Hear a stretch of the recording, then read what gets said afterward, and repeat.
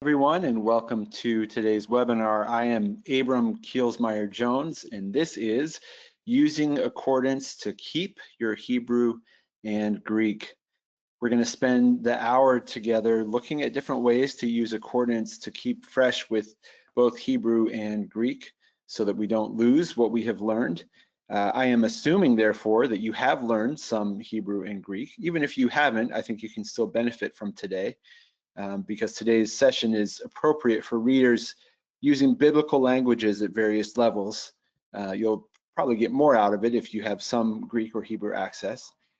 Today I'll offer multiple suggestions for keeping your language use active, and there are probably more ideas in the handout than we will be able to cover in person. I wanted to make sure that you had options depending on what your reading goals are to use accordance in service of your increased competency with these two languages. And of course, a lot of this would apply to Aramaic as well, and other languages for that matter, but we're focusing on Hebrew and Greek. So I will offer a few different kinds of setups and workspaces and what they're useful for. The first one will be a simple diglot, so two languages, English and either Greek or Hebrew, so we'll talk through that.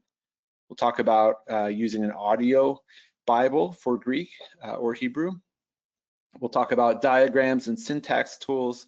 We'll talk about vocabulary acquisition. We'll talk about a grammar textbook as a resource that would be helpful in improving or maintaining Greek and Hebrew. And we'll talk about an ongoing approach. And then, time permitting, we can look at what it would take to study Hebrew and Greek smoothly at the same time in accordance with the same workspace. If you've got comments or questions, there is the questions box in the GoToWebinar control panel. You can type in a comment or question there at any time. I'll either respond privately as it makes sense, or I'll share your question anonymously but publicly with the group and answer it that way. So I will pause from time to time to answer questions. My email is abramkj@accordancebible.com. Feel free to get in touch with me at any time. If you're watching this on a recording after the fact, you can email me for the handout. Those of you here live will get the recording link in an email together with this handout here. Let's talk first about a diglot. So we've got two languages that we're looking at in this case. And I'm going to talk first about what you need to know in accordance to be able to set this up, and then what resources you need, and then we'll set it up. So first, what you need to know, just some background knowledge in accordance. Accordance talks about key number texts.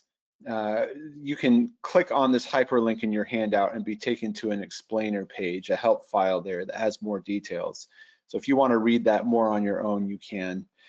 But those texts are Bible texts that are, and not just Bible text, but any primary text that's developed in a certain way in accordance. It's tagged with a certain tagging system. In this case, with the biblical texts, we're looking at key numbers. And a key number text just identifies the original Hebrew or Greek word behind the English translation. This is from the help files. It also lets you access original language resources without knowing Hebrew or Greek. So this is the much sped up version of using Strong's or some other concordance that could let you move back and forth between Hebrew and English or Greek and English without even knowing the characters. So there's a number assigned to a word that corresponds from your English translation to the Hebrew or Greek, and via that number, which is all programmed in accordance, you can get into the Hebrew and Greek very smoothly. Let me show you what this looks like. So what you need for this to work is either a Greek or a Hebrew Bible, we'll do both, and a key number text. And again, let me copy this link and I'll open this in accordance. I'll go to a new tab and web browser, and I'll paste this in.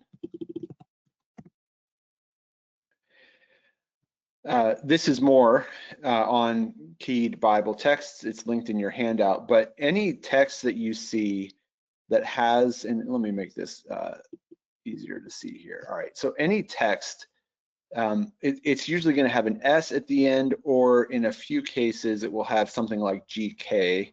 And that is an abbreviation for the key numbering system. And so S is the large majority.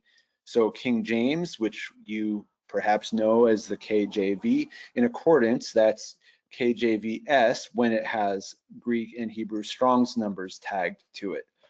So on with these other translations. The NIV has GK, it's just a different system. So I'll show you this. We have here the NET Bible with Strong's, so I'm going to open that up.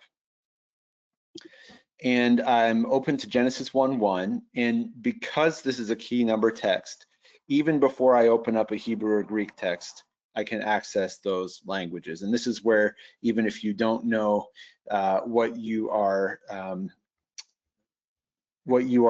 seeing in Hebrew and Greek, you can use this hover tool to click over or to hover over a word and see the corresponding Hebrew or Greek in the instant details. This is before we even open up a diglot, a second language. So for instance, if I'm reading, in the beginning, God created the heavens and the earth, and I'm wondering, what is the word for God used here?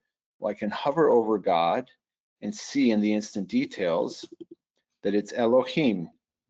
And I've got that in Hebrew and the transliteration in English. And you could do this with any word just by hovering over. I'm not clicking anything. My cursor is where that blue circle is on your screen that you should see. That's a third-party app I use to highlight my cursor. You can see the corresponding Hebrew, or if we skipped ahead here to John 3:16, for example, hover over God. Here, that word is theos, and you've got it in Greek and the transliteration. So that is all working because this is a key number text. So the instant details show you the corresponding Greek and English. Well, that's all background to explain why it's going to work when I open up a Greek text next to it. And I'll go to the NA28. And what's going to happen now is not only will the instant details give me some information, the hovering over the Greek word will show me the corresponding English word and vice versa. So if you hover over world, for example, you'll see cosmon in the Greek at right. So my cursor is here where the blue circle is, cosmon at right, and you can see in the instant details the Greek cosmos. Hang on just a second, I'm going to respond to a question.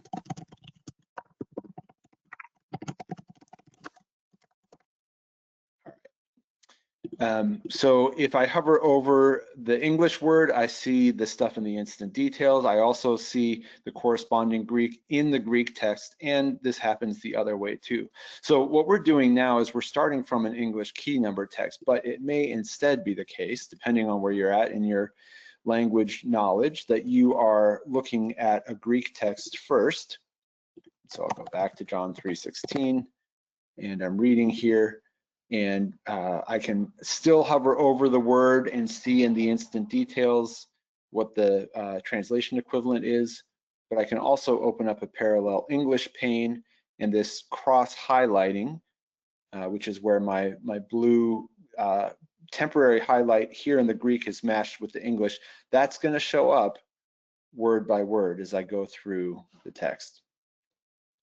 So this is a good way to read through a biblical text, whether in Greek or English, if you want to have a translation at the ready. And not just that, I mean, this would be helpful enough even without the cross highlighting, but what the cross highlighting does is it gives you a word by word correspondence, so that if you're struggling with a given Greek word, for example, you can hover over that word and see what the English translation is. And like I said, this is bi-directional, so if you're going from English to Greek, that works.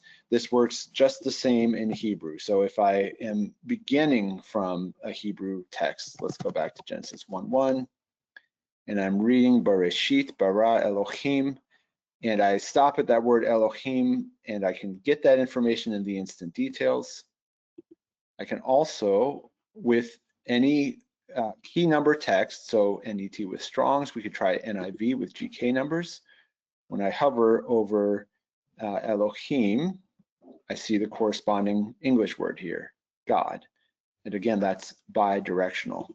So this is a pretty good basic setup that is going to allow you, just with a couple of texts, to work back and forth between Hebrew and the English translation, or Greek and the English translation.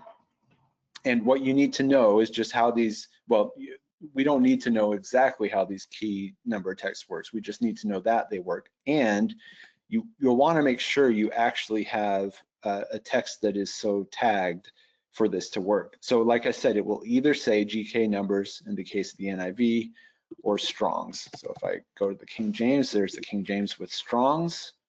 Actually, let me open that up right here.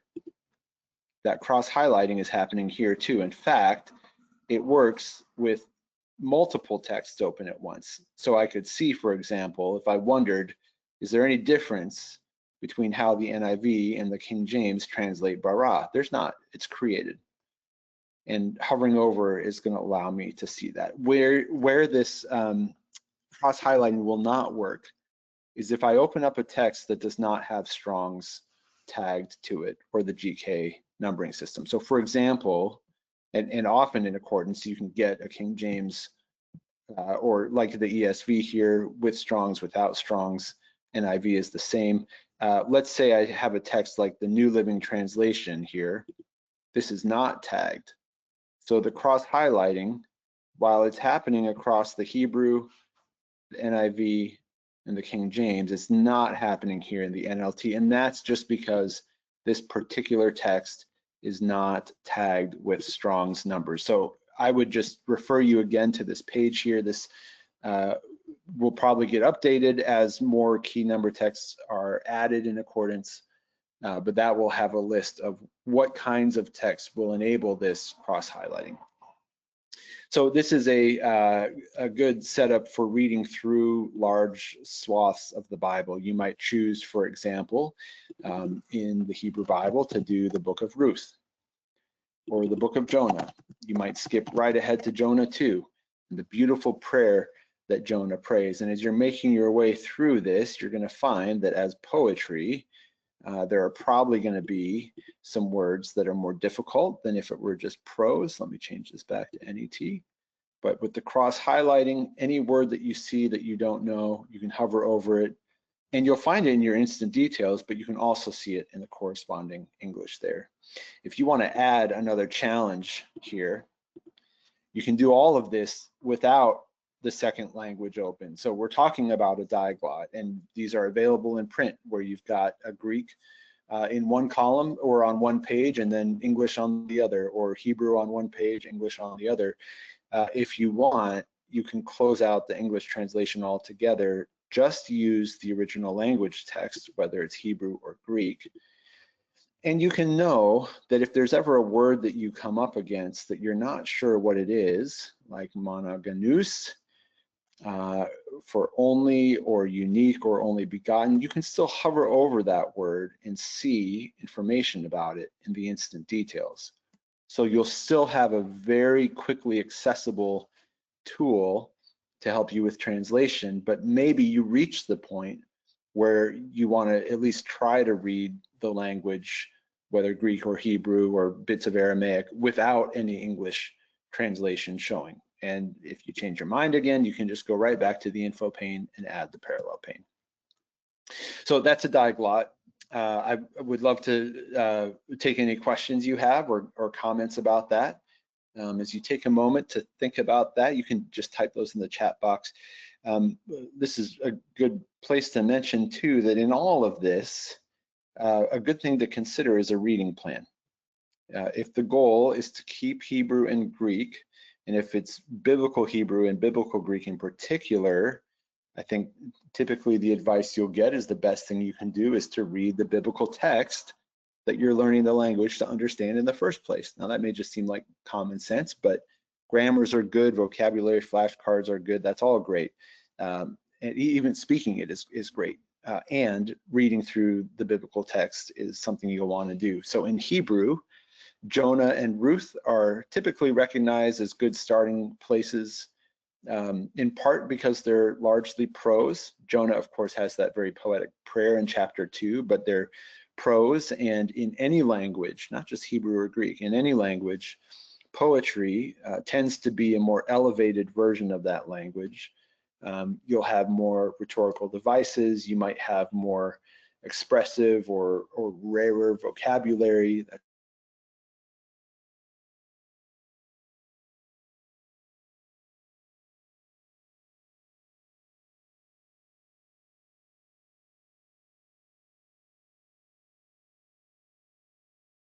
And grammar. First John is also good for starting out with, just because you can have a semester of Greek under your belt and already begin to make your way through First John, for example.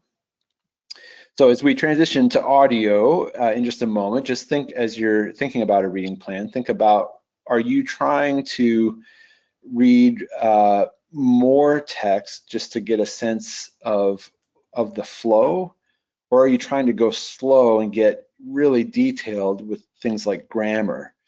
When we get to number 3 here in just a few moments, and then also number 4 here with vocabulary, these are both methods you would use to read Greek or Hebrew and go really deep into the structure of a sentence, or how many times does this word occur? Let me also look at it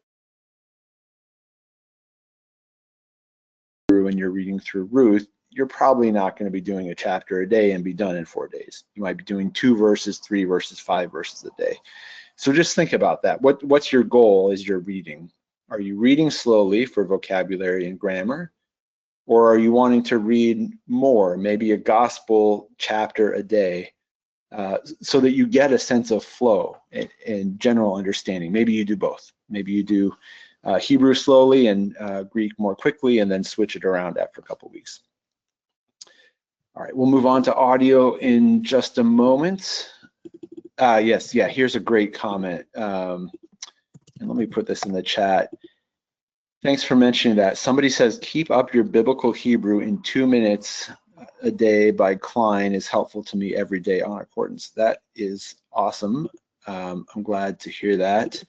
Yeah, if I think I have those in my library.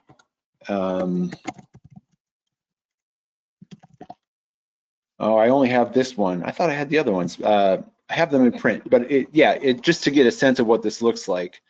And I'm really glad you mentioned that in the comment. This one is definitely not for beginner. Proverb a day, and because it's poetry, as I said, the style is more elevated. This is a lot harder than what you'd find in the first volume of just his biblical Hebrew and biblical Greek editions. But to see how this is laid out, he'll take a line and he'll give you a translation equivalent, he'll give you parsing, and then you'll get a translation. And this is just an excellent tool. You can use it in Accordance, it's in print, but Proverb a day, let me just, I'll put a link in the chat right now. Let me get a new web browser open. And we'll go to Klein. And here, I'll just put this in the chat. This is just having searched the store for Klein, K-L-I-N-E, but you can see biblical Aramaic in 2 minutes a day. Here's a proverb a day that I just showed you, and then keep up your biblical Greek, volumes 1 and 2. And these are easier for sure. The Proverbs one is, having a good year of Hebrew under your belt, if not more, is helpful for that. But Dr. Klein's passion is teaching folks and helping them with their languages. So these are excellent resources, and I think he's always working on more. Yeah, thanks for mentioning that. That's a great tool to use. All right, we'll keep the comments and questions coming. Let me just check the questions box one more time. Somebody asks, I can't have Accordance speak or pronounce the word when I hover over the word. Please help me. Yeah, I think what we're talking about with the audio will probably address that, although there is another related feature, but let's move into that now. All right, so one of the best pieces of advice I received about learning Greek and Hebrew, and it would apply to any language, is use as many of your senses as you can. And biblical Hebrew and biblical Greek are kind of a funny, I mean, how we teach it and how we learn it is very specific. It's not like if you were learning Spanish in a classroom setting and maybe you had a goal of speaking it and using it in a certain setting. Of course, modern Hebrew is still spoken today. Greek is still spoken. They're not the classical Hebrew or the Koine Greek of the Bible, but typically in a classroom setting, the idea here is that you're learning these languages to read the Bible. And so more often than not, you're going to be in a text, reading a text silently or to yourself. And that's fine, but if you can engage multiple senses, I think all the better. And so one of those senses is the oral sense, to engage the audio sense. Can you hear this read aloud? Can you speak it? Can you speak back? And so this would be wonderful done with other people, whether in a virtual setting with a group where you can listen and speak, or in person, and you can do it on your own in accordance with its audio tools. This tool I have linked to in the handout, Audio Greek New Testament. So the setup for this is pretty simple. All you need to know here is the add parallel pane. So I'll go to add parallel. I'm seeing my recent modules here, but let me just open this up here first. And now it will show at the top. So I've got my Greek New Testament audio showing in parallel to my Greek New Testament. Now this is worth taking a minute or two to set up. I've got a lot of wasted space on my screen here. And that's because whereas this is lots of text, all this is on every line is a reference and a link, a shortcut to the audio file. So I can click and hold and drag this faint divider over here like this, and then the parallel audio will follow me. So at any point, and I'll show you this in Hebrew too, but at any point, as long as I've got this module installed, it's a separate purchase. It does not come with the Greek New Testament module itself, but as long as I've got this installed, I can click on this speaker icon and hear the verse read aloud. So back to John 3:16, the sound quality just now might not be super high fidelity, but at least you can hear this through my speakers. So let me click now on John 3:16.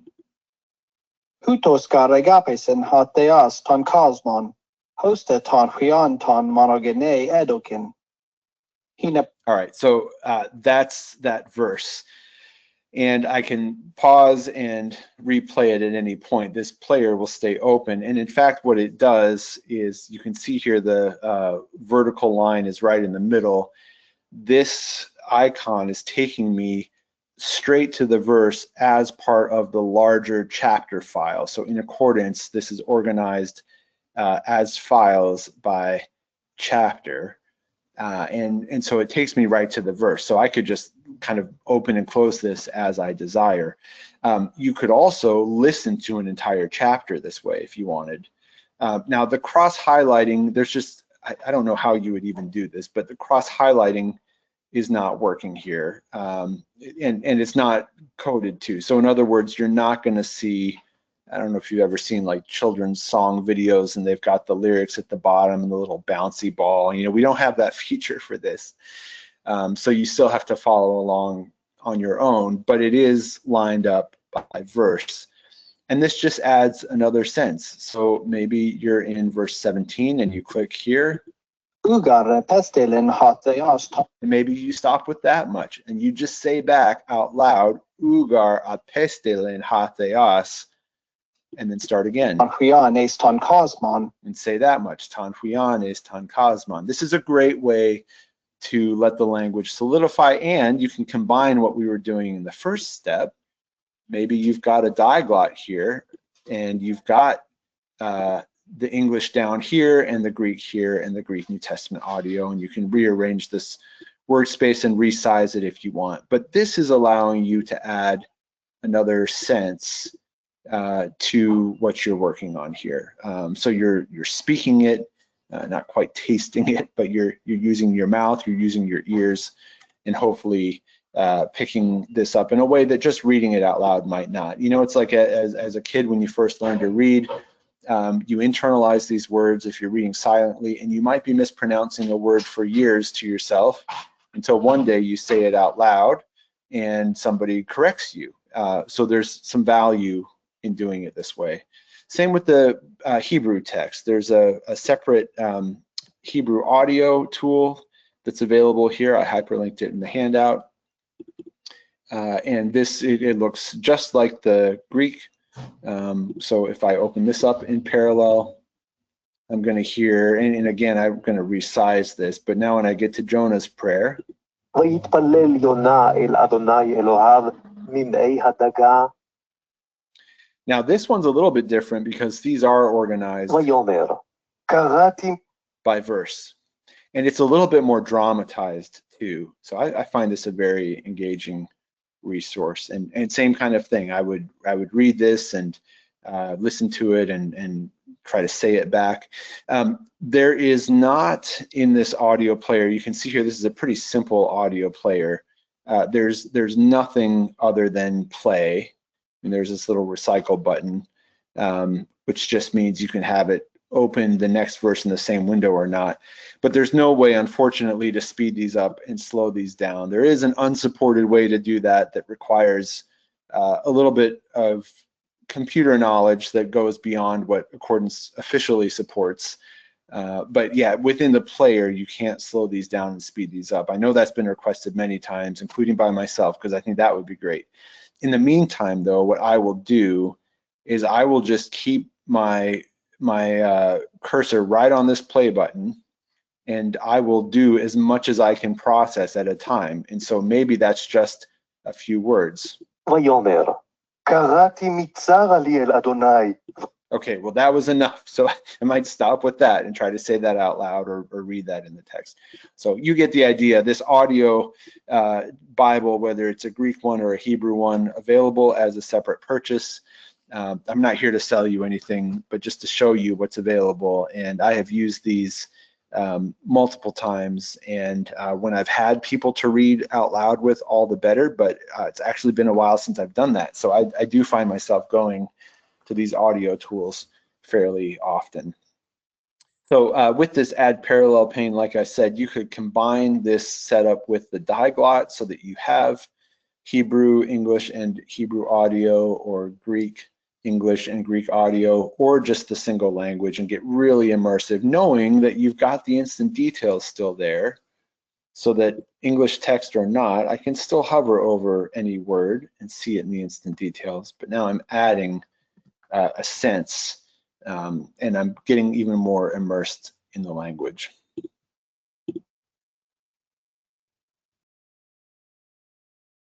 Yeah, here's a great comment. I'll put this in the chat. It says daily dose of Hebrew or daily dose of Greek in YouTube, limited to about 2 minutes, but they do read it in Greek and Hebrew and then spend time parsing and talking about grammatical points. Yeah, those are excellent resources.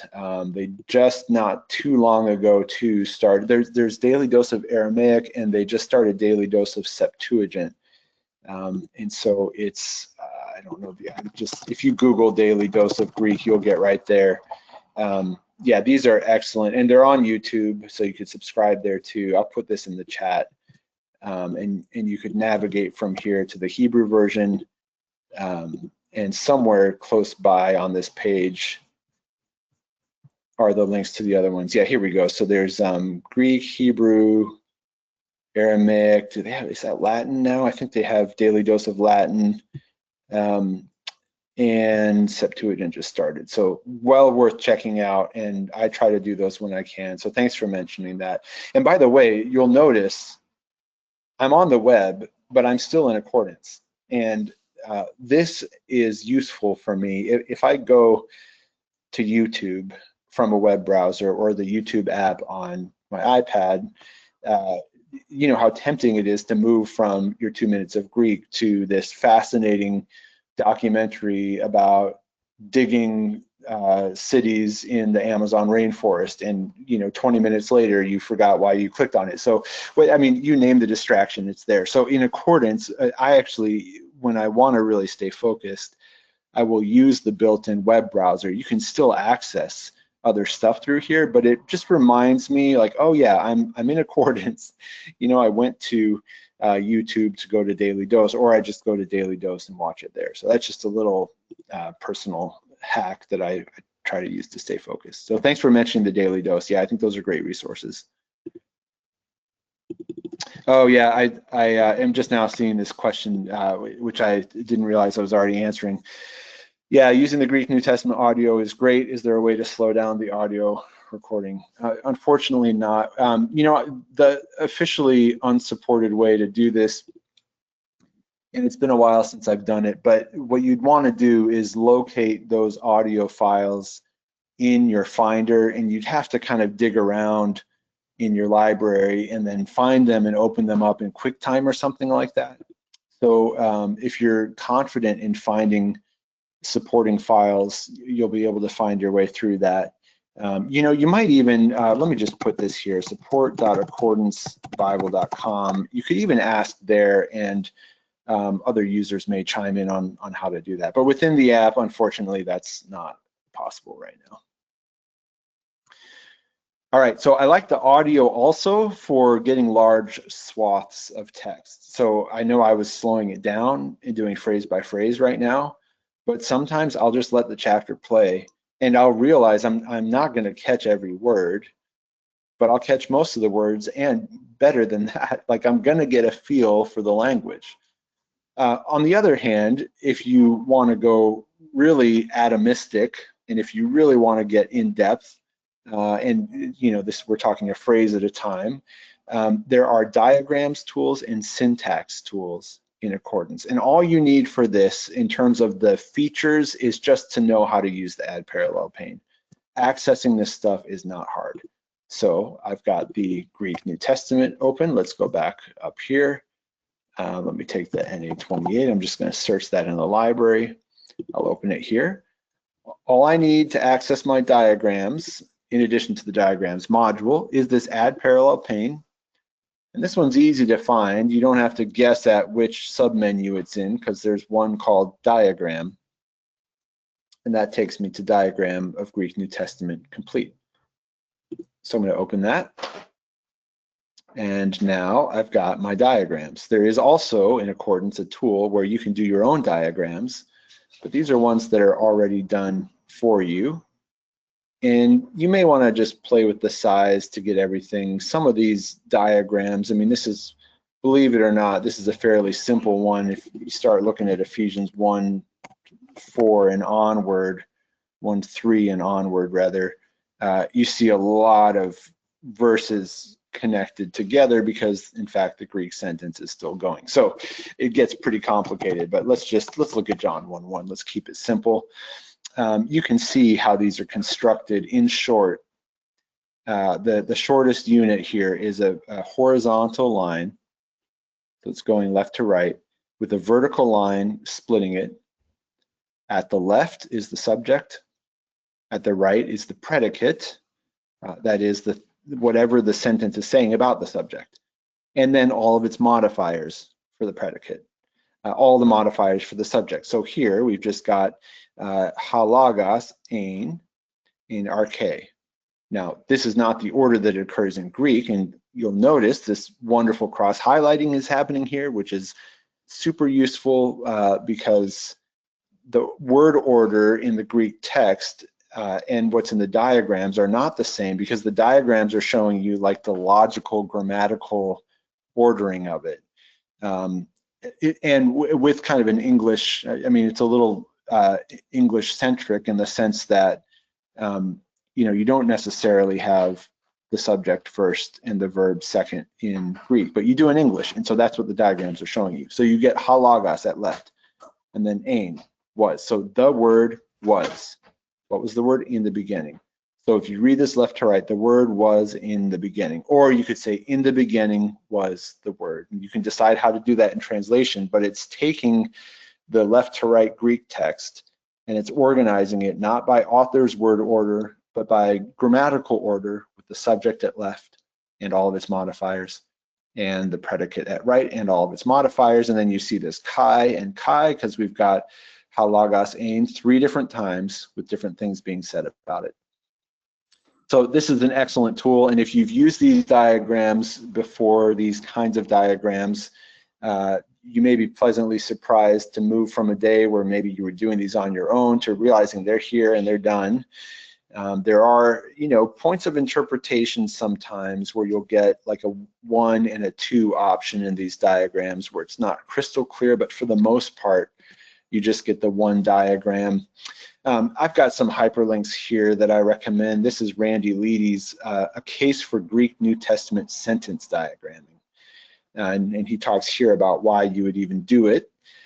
And he did the diagrams in BibleWorks back in the day, and they're now licensed for Logos and I think as standalone PDFs. The ones that Accordance has are not his, but they're done. You can see the diagrams team listed here. Rex Coivisto headed that up with some others. And these are great. Again, I've used these time and time again, especially when I'm trying to figure out, like here's hakosmos, and okay, I know that's a subject, but there's a lot of stuff that's said after it, and maybe I just get kind of lost. You get a sentence like this, and in fact, you'll find yourself resizing this so everything fits. But that's the diagram of the Greek New Testament, and I am not going to be reading this for chapters at a time each day. I mean, this is when I'm really getting deep. Like if I'm preaching through a passage and taking it slow, or just really trying to study it, I'm going to spend some time in these diagrams. There's also right under this, or right above the diagram, there's syntax. And this is a different way of showing you the sentence structure. I've linked here to an article called Getting Started with Syntax, and all these resources, by the way, like the audio Bibles, they're standalone purchases. I've linked to them here in Accordance. The syntax is just a different way of understanding it. It's not so much interested in like subject predicate as it is at the phrasal or clausal level. So the complement, you still got the subject here, but instead of predicate, you've got a complement, things like adjunct, predicate. There's a whole language here that needs learning, and if you go to these hyperlinks, you'll see that there. I don't personally use the syntax trees as much, but they are useful. They're another way to understand the text and to really do a deep dive with it. In Hebrew, we have, I talked about the audio, of course. There is not a Hebrew diagram tool like there is for Greek, but there is a syntax tool in Hebrew. And so it looks just like the Greek one. If you can read the one, you could read the other.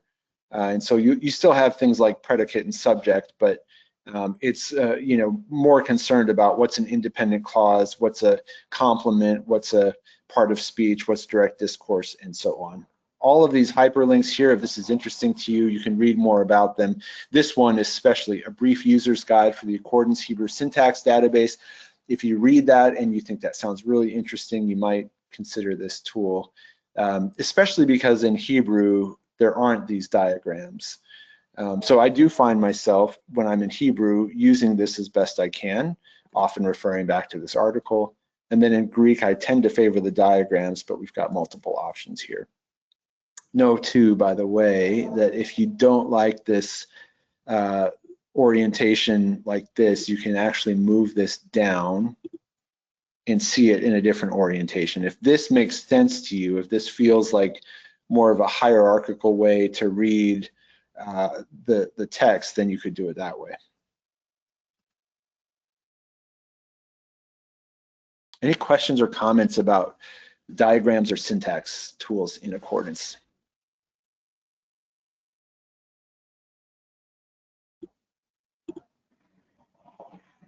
Oh, here's a question. I'll put this in the chat. I don't know the answer, but I'll read the question anyway. On Bible.com, you can get audio of the text chapter by chapter at variable speeds. This type of code could easily be built into Accordance, couldn't it? I would think the answer is yes, but I don't know about easily, and I'm not a coder. So that would be my thought, but you know, the fact that it hasn't been done yet makes me wonder if there's some kind of complication. So I couldn't really speak intelligently to that, but yeah, thanks for asking. And you know, if you go to support.accordancebible.com, you can always post there and make that request. And I think as people continue to request it, hopefully that carries at least some weight. I know it does. I would love to see that in Accordance.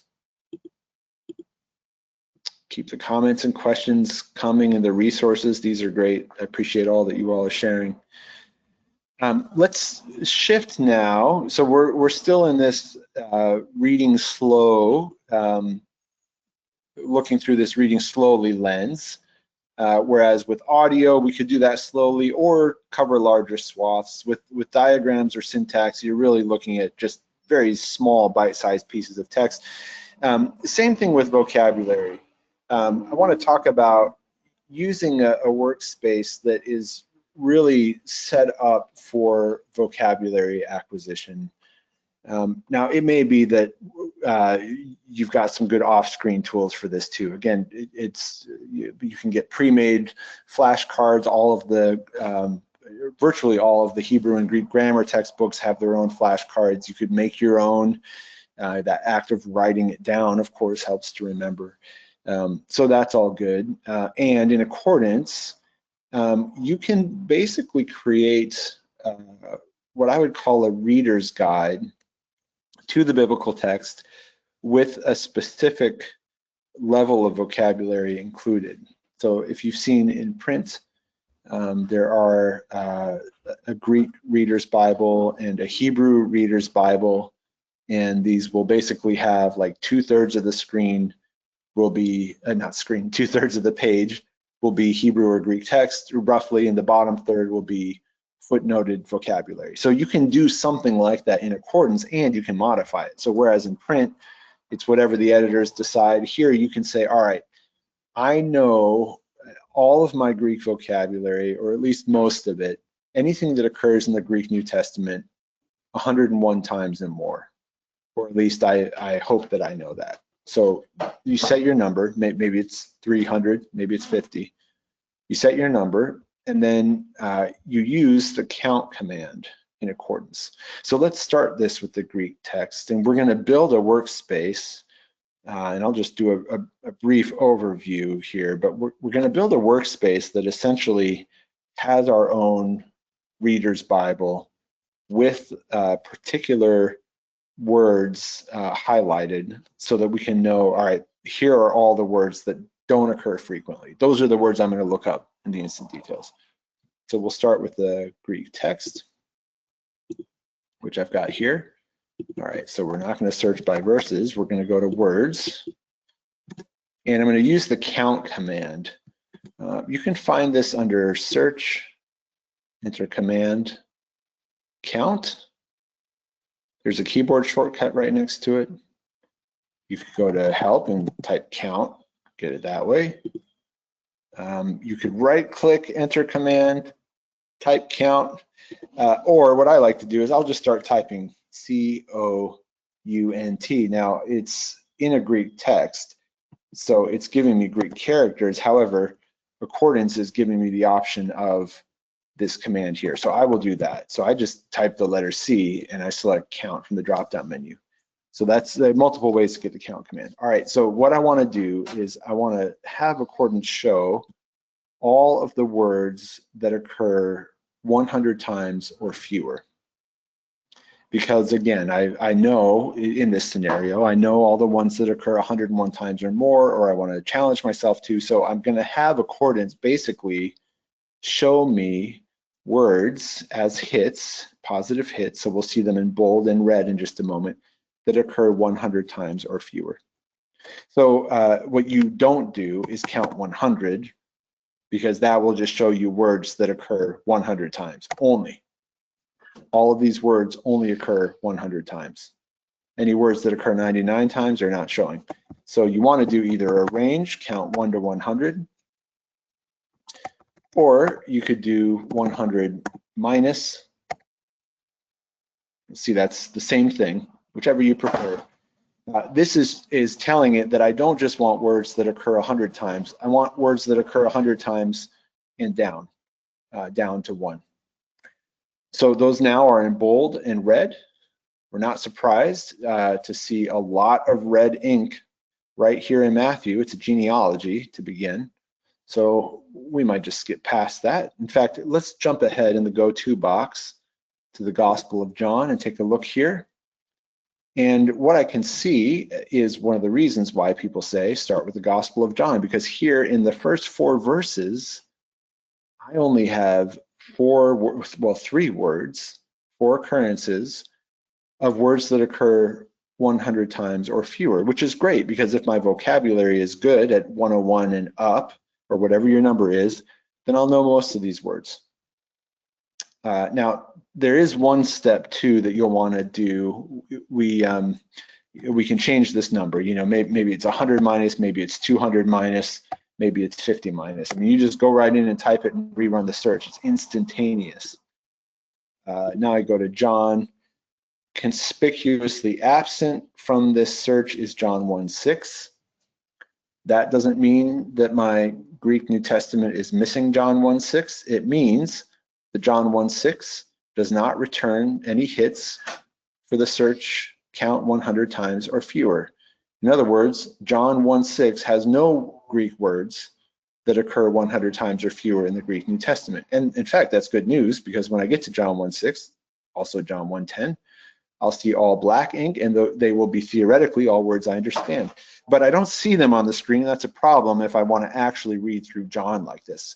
And this is what a reader's Bible does. You can read through the whole text, but have certain vocabulary words highlighted. And here, instead of footnotes, we've got instant details. We can do that.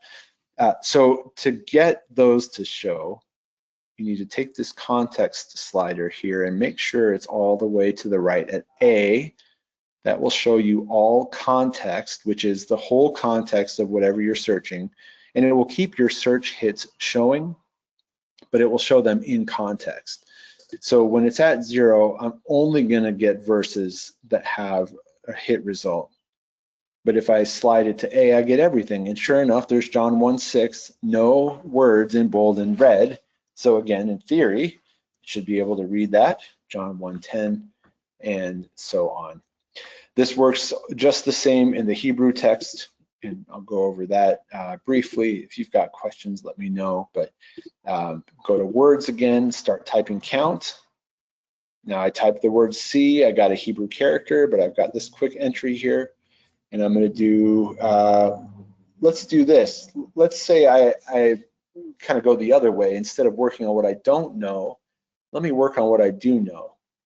Let's say that I've taken, and I don't know how long you'd have to take Hebrew, not very long, to get to the point where, I've taken a month or 2 of Hebrew, and so I know all the words that occur 250 times or more.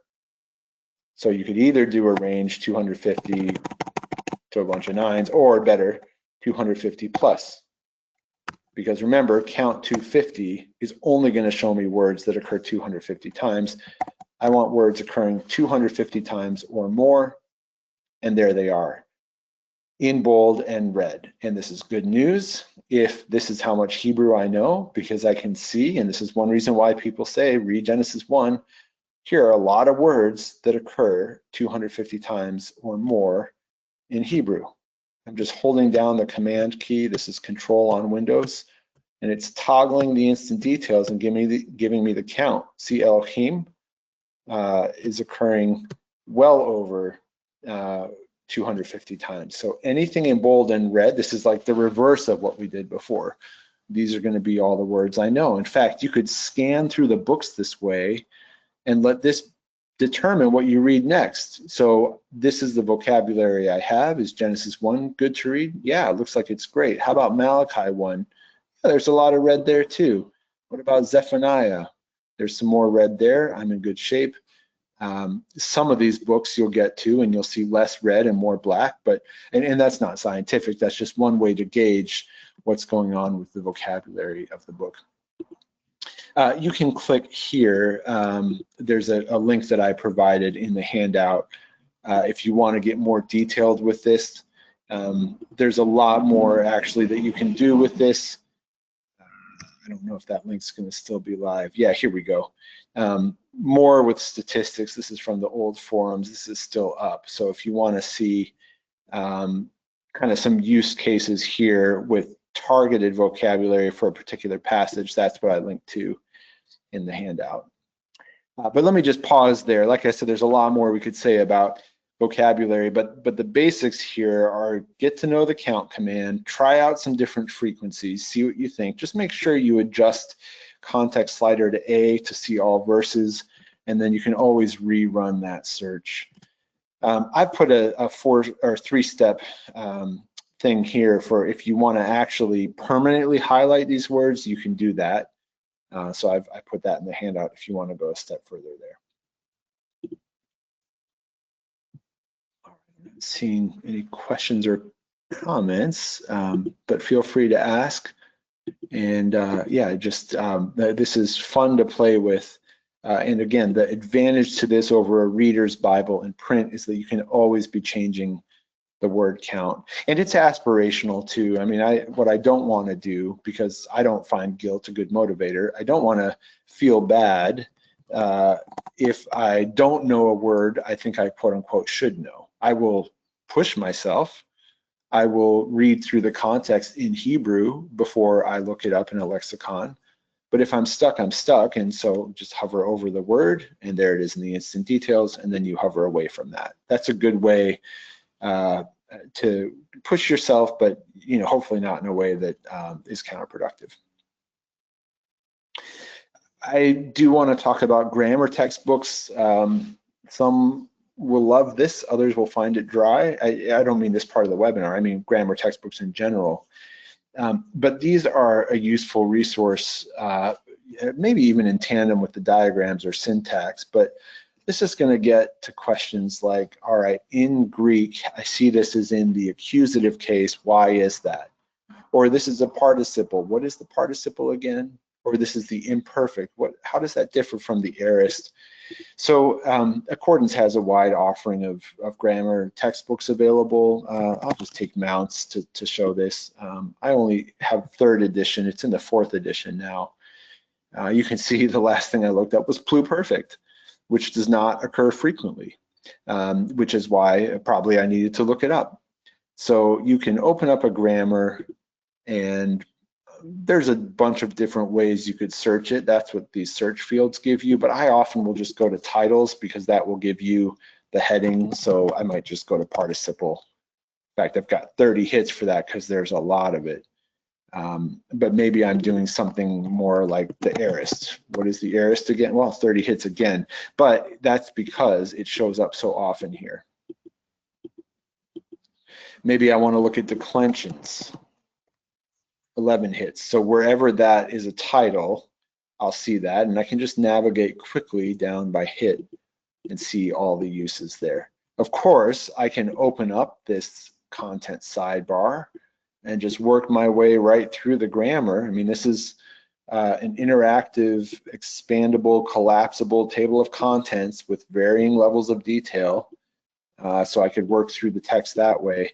I can also search it, and how I use this will just depend on where I'm at. If I'm feeling the need for a systematic review or overview, I might just go to a section. Maybe I'm rusty on the dative or something like that, or maybe it's AME that I'm struggling with. I might just go and read that chapter.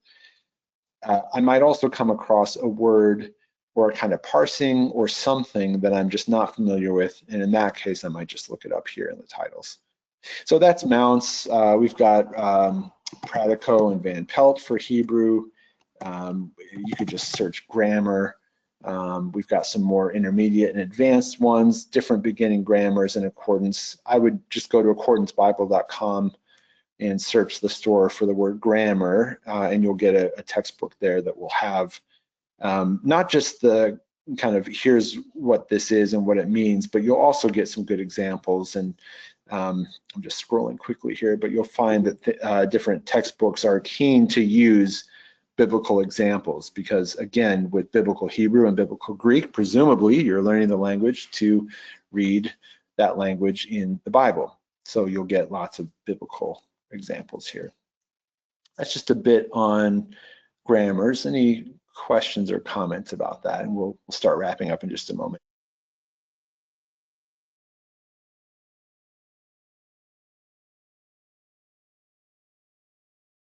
All right, well, we'll field some more questions at the end because I'll just spend a moment on each of these. But I just wanted to encourage everyone that insofar as your goal is to keep exposing yourself to Greek and Hebrew, just a good ongoing approach is to always have a Greek and Hebrew text open when working on any text for any reason.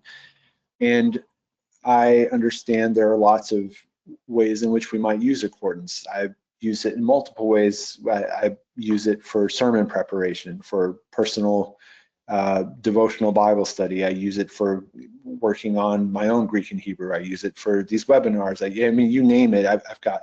So whatever it is, have a Greek or Hebrew text open. It may be that you're at the point, for example, in your Bible study process or your sermon prep process that you are reading through the English and poring over that. And even if your focus is not necessarily on learning Greek or Hebrew, maybe someone said something to you about the Beatitudes and you just want to look them up. Well, you've got them here, but you may as well just jog over to Add Parallel and open up a parallel Greek and just keep it there.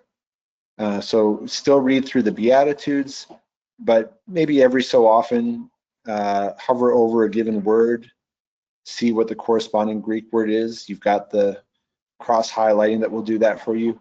And so even though you're not setting out to study Greek per se or Hebrew, opening up a parallel pane whenever you can is just a good way just to add a little bit more exposure, and maybe you pick up a word or two here or there. That's going to pay off over the long run. The last thing I want to say, we talked about a diglot. You could do a triglot. Now this will work for the Septuagint because you've got the Hebrew Bible translated into Greek. So I will open that up. And then you've got an English translation. Now, there are English translations of the Hebrew Bible, which is most of the full Old and New Testament Bibles that you would see. They use the Hebrew Bible, but there's also English translations of the Septuagint. Regardless, you could open up an English translation and work on 3 languages at once.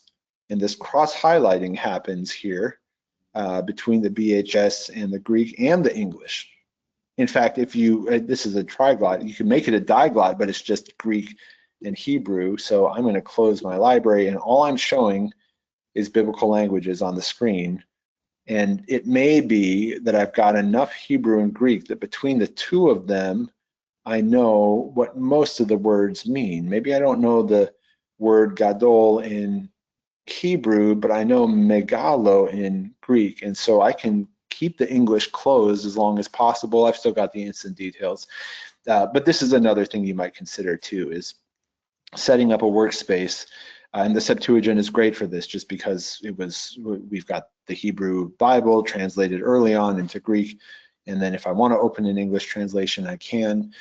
We don't have syntax or diagrams or audio for the Septuagint. So if you want to use those, you're confined to the Greek New Testament. But this is a method that I've used. If I've just got 10 minutes a day and I want to work on both languages, I might just work through a portion of text with both of these languages open. This is a good way to do that. So I'll stop there. I hope that something in here at least is quickly applicable to you or relevant right now. I've tried to offer different approaches to using accordance to keep your Hebrew and Greek. I would love to take any final questions or comments that you have. We'll wrap up with a little bit of housekeeping in just a moment. Yeah, here's a good question. Somebody asked, do you have these options with a Latin New Testament from Accordance? And that's a really good question. Let me just see. I mean, we've got the Vulgate, and it's tagged. So yes, I think the answer is, yeah, there we go. There's some cross highlighting. I don't know how. Yeah, you might want to play with that a little bit. Let me just get up to where these are both on the same verse. I don't know why that cross highlighting is so inconsistent, but yeah, short answer is yes. Go to the Latin Vulgate, and you can just search that in the store if you don't already have it, or if you have it, you can open it up in Accordance. Yeah, that's a great question. Yeah, somebody says, and we'll close with this because it's a great comment. Fantastic. Now we just have to do it daily. Yep, that's right. And I think consistency is key. That's one reason I love those Daily Dose videos. They're 2 minutes for the Hebrew and Greek. The Septuagint ones are more like 4 minutes, but I typically can find time for that in a day. Maybe not reading a whole chapter, but as a fallback, just knowing that those exist is really useful. Oh, great. Okay, so there's a link here, Audio Septuagint, linking to that in Spotify and opening it up in an Accordance web browser. All right, yeah, that's an interesting way to do that. So you would go to web browser. This might take a little bit of setup. Yeah, Spotify is unavailable on this browser. So you may have to do this in a separate web browser, put it side by side. But yeah, there's obviously more resources in the world than exist in Accordance. So if you need to do some mixing and matching to get what you need, I think it's great. Good to know everything that's out there. All right, I'm going to stop the recording and I'll stay on for just a moment for those of you who are here live. If you're watching the recording, thanks for watching, and just a reminder that you can email abramkj@accordancebible.com for the handout.